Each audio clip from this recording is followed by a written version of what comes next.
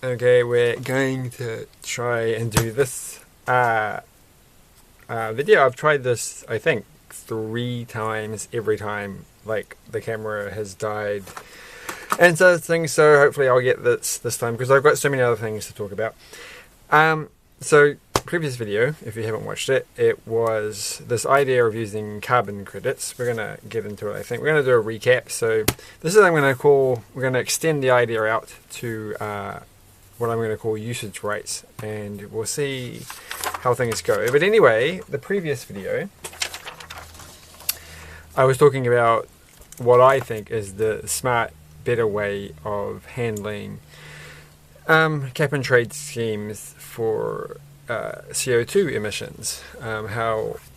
What we should be doing, which is basically this idea of individual carbon credits. So you have a cap and trade scheme, but it's not the corporations or industry that has the carbon credits, is individuals, and they are automatically sold on behalf of the individuals in general with a central market that's handled by them. So basically consumers every year get money from the proceeds from the selling of their yearly carbon credits. So costs will go up on items that require carbon, because they have to buy the credits. So if you're buying some product that requires a certain amount of carbon, the people who make those products had to have obtained the carbon credits in order to do so.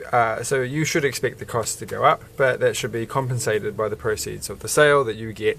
So if you're using your allocation of carbon per year, then you should, roughly be in the same position you were beforehand, because you're getting compensated by an amount that covers what you have, your increased costs. And if you're using less, then there's an incentive to do so, because you're actually getting compensated more than what you're needing to use, because somebody else is using your share of the carbon emission rights. And so they're basically paying you for it. So this is a sort of way of using a market mechanism to manage individual carbon credits. So look at the previous video. There are going to be more things to talk about. There's lots of things to talk about in the scheme, and they're going to come up in this talk. So the main problem, of course, with this previous thing, and I mean, we do this. Like I'm in New Zealand. We have an emissions trading scheme hidden away somewhere that no everyday person would know about. So there must be some way of measuring the emissions here, but I'm guessing it's kind of a hard thing to do. And you have to do complicated, costly monitoring, will require a good deal of honesty. You just have to trust people are telling you the truth. And of course you have this sort of thing. We have in New Zealand we had discussions about, mainly about methane that comes from cow. So when I talk about carbon, I'm talking about, methane might have some sort of similar value. Maybe 1 ton of methane is worth 2 tons of CO2 or something like that. So I'm lumping those things together. But in New Zealand, we have these things like, you're talking about cows farting and things like this. And of course we all breathe out CO2. So CO2 is part of the normal things. It's what happens. The real problem is that there's an excess of it. We're adding too much CO2 to the environment. But normally you would expect it to be part of a sort of circular process. So going just by CO2 might create problems, right? So is there an easy way of doing this? Well, I think obviously there is. And that is maybe not to focus on what you emit, but to focus on where this extra CO2 is going to be coming from.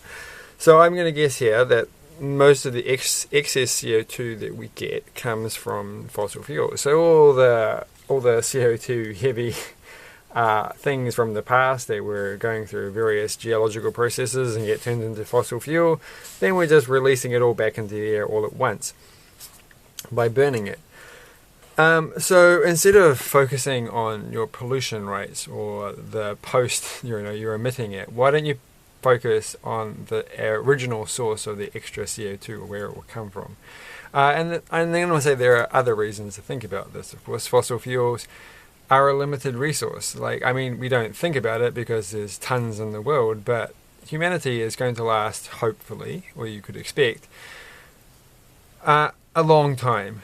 and we're using these things up at a very fast rate. So there's more than just the pollution effect. And of course there's also the air quality pollution effects of burning fossil fuels. So in general, I think there's a good argument. I'm not going to get into too complicated things here. I think people watching this video will have their feelings about this, to manage our fossil fuel usage wisely.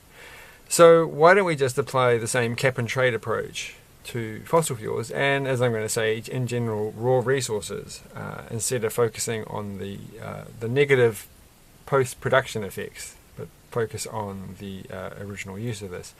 So instead of, or perhaps alongside of, getting an allocation of CO2 emission rights, every individual gets an allocation of coal or oil or other resource usage. So that's what this video is about. It's just a general talk about how this idea might work. So when I'm thinking about this is a little spoiler. I think if you were going to do this politically, you would start with the CO2 emissions rights, the emissions trading scheme, to get people familiar with the idea of doing this and how the market works, and how everything is. Because as you're going to see, I'm just going to argue that basically we do exactly the same thing, but for the right to extract resources. Now, of course, there's a problem with the scope here. These things, some countries produce more, produce less or more of the coal than they actually use. And some, obviously use. Some countries obviously produce a lot of oil, for example, and some countries don't produce any oil and require to be imported from other countries. So in this case here, I'm going to argue that, ideally this is a system that should be applied to the whole planet. And individuals across the planet are treated fairly the same way across planets. But of course that's like, blue sky fantasy thinking, I think, in the world that we live in. So in this case here, we will be applying it to we would take basically imports as a type of production. We would see that as a production. So the amount of oil that we are allowed to use within the country, which will include the amount of a resource, will include the amount that is produced domestically plus the amount that we are importing. So we have a total amount that we can use every year. And so if we produce that amount, we aren't allowed to import it. Basically, we've used up our amount. Or if we don't have any production, all of that's going to come from import. So we're saying this is the amount that this country or the entire population is allowed to use per year. And we're making this statement. I think I'm just going to skip to the next bit. I haven't really thought out these slides very well, so I'm not just getting all over the show. The whole point of this video, and I'm going to be honest here, is just to get these ideas out there, and then somebody else can come along and they can make a better video. They can make a fancy animated thing. I don't really I'm not that kind of person. I don't care. I can't do that. I haven't got the concentration. So these are going to be all over the show. So I think I'll go back to just describing how it works, and we'll go from there. So the individual has a right to use a certain quantity of a resource each year. So what we're doing here, first off, we are deciding as a country or as a group of people or as a population or as the entire planet, what is the sustainable rate of usage of a particular resource.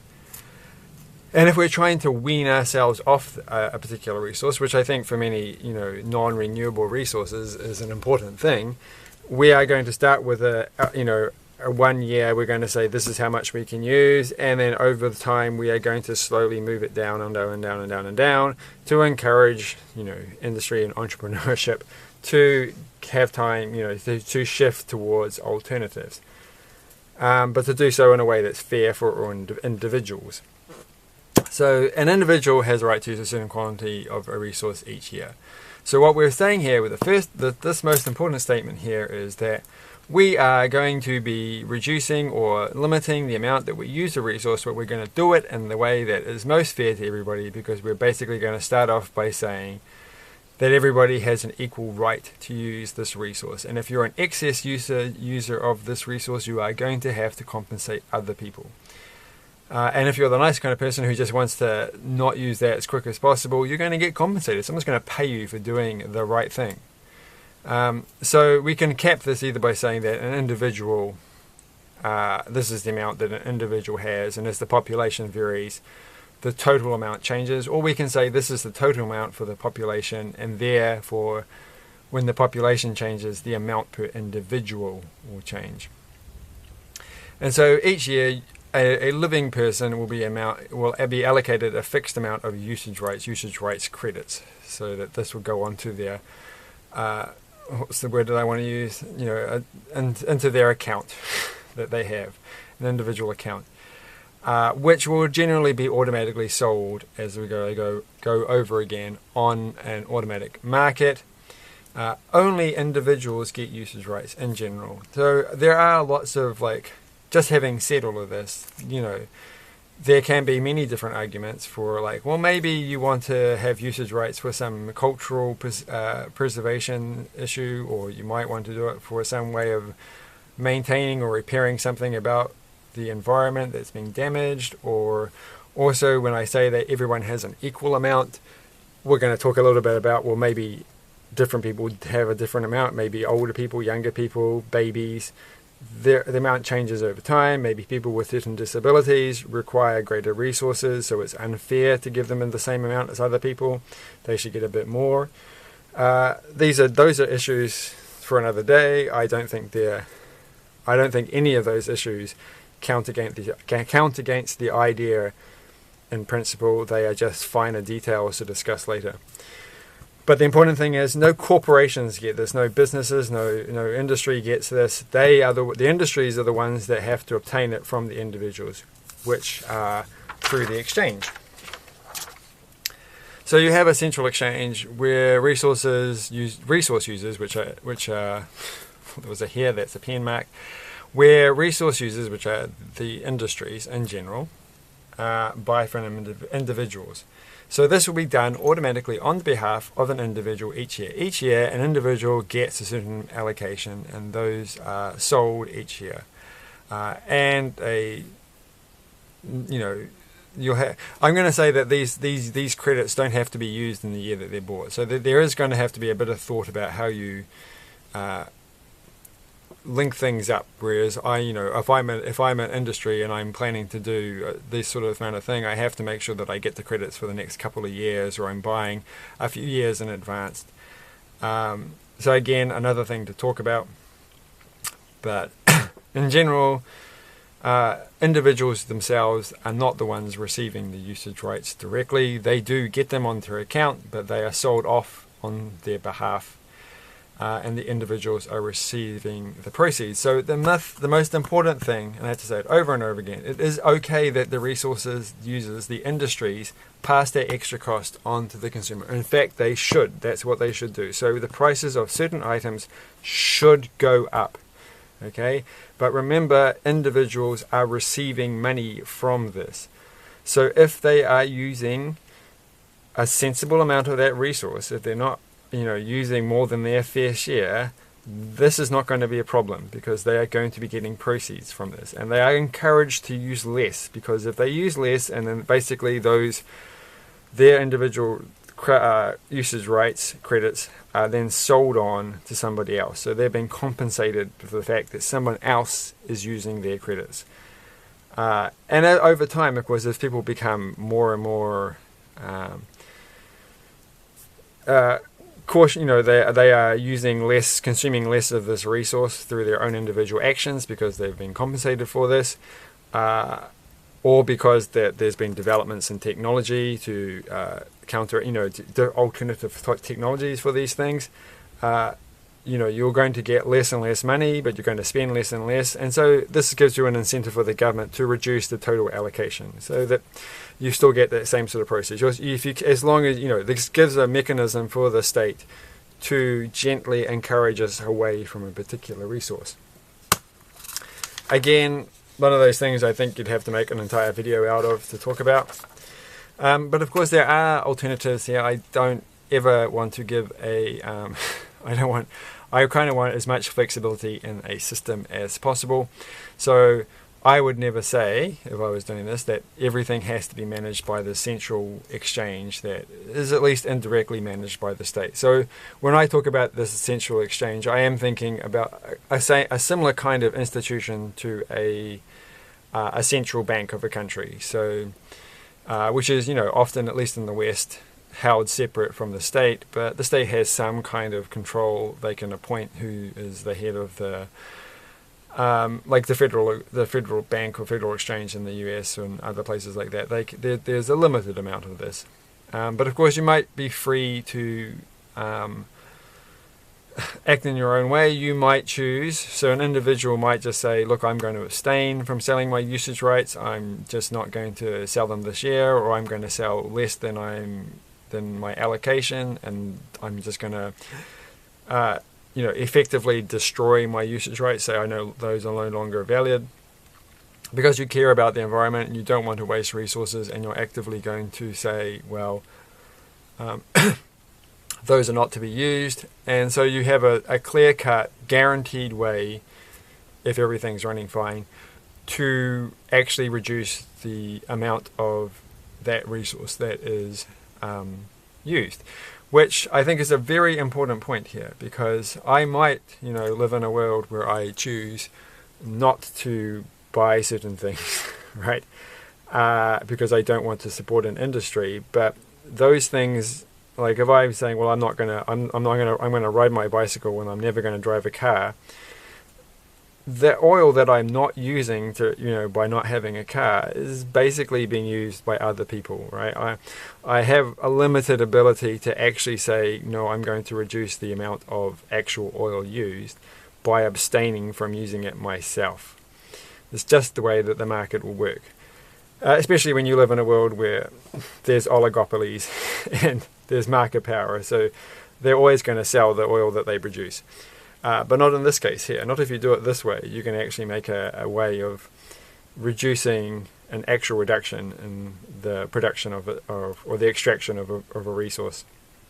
You could sell it in another way as well. You could just,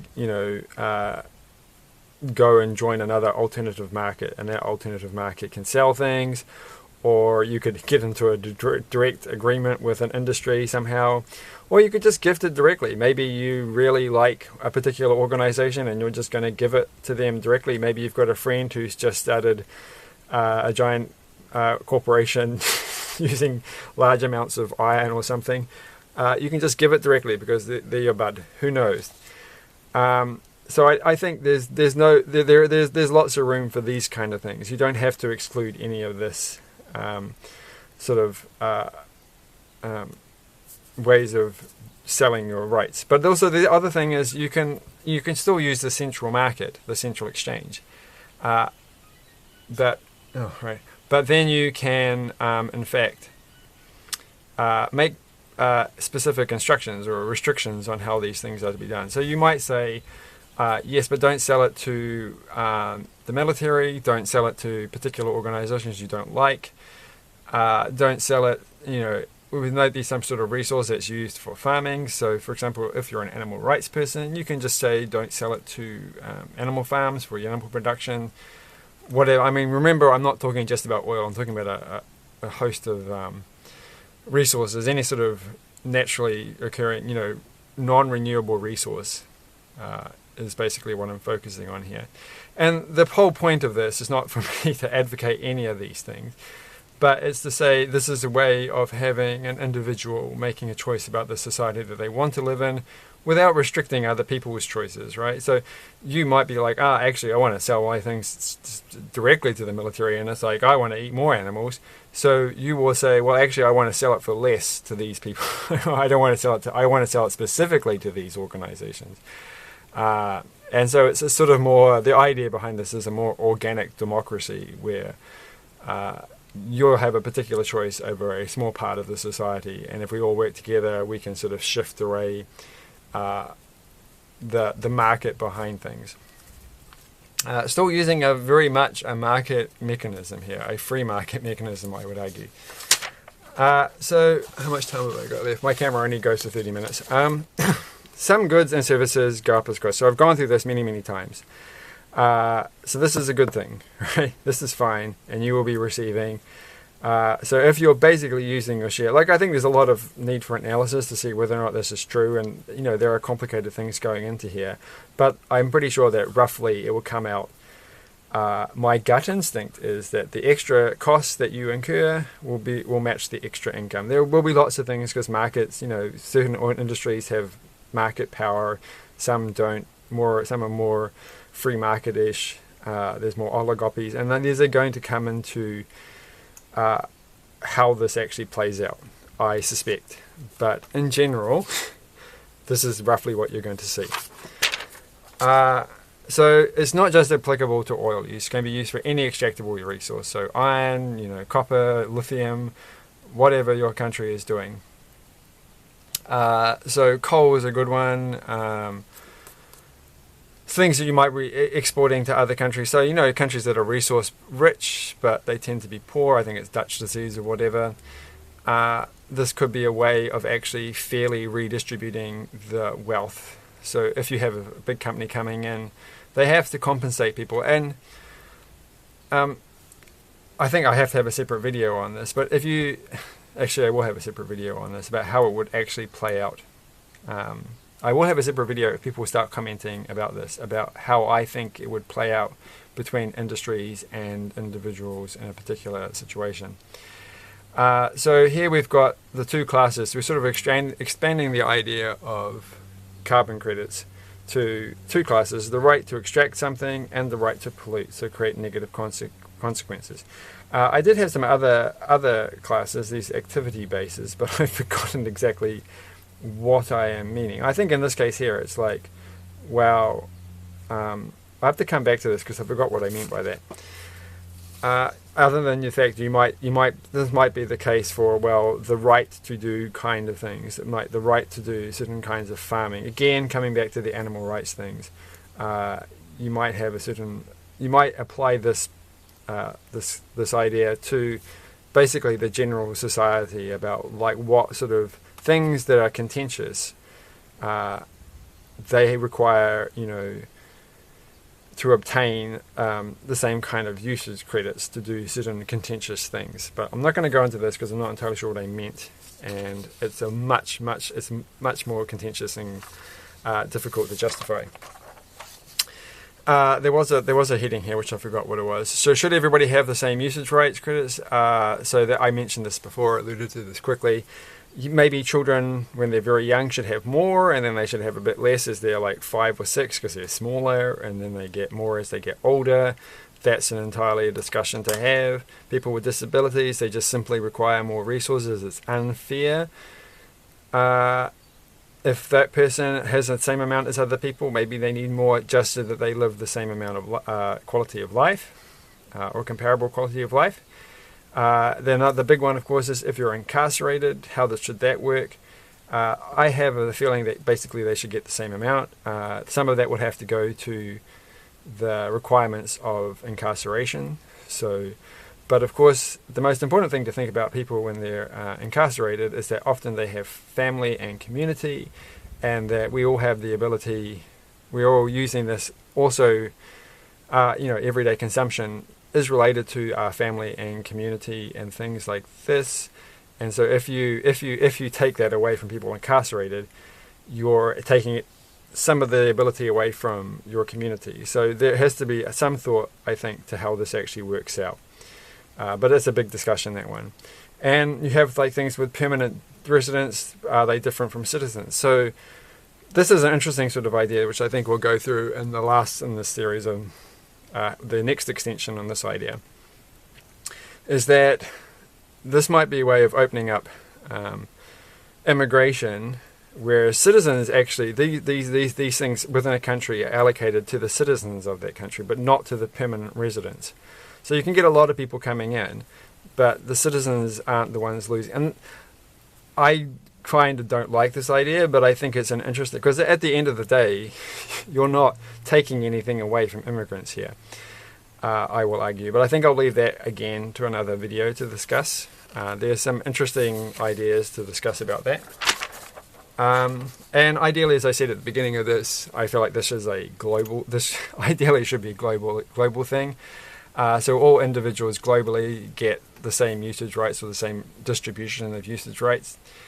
You get massive pushback, but I think this is the ethical thing. Why does it matter if somebody in one country has less access or less usage rights of a particular resource that is provided by things well beyond us? It's like this is from the planet.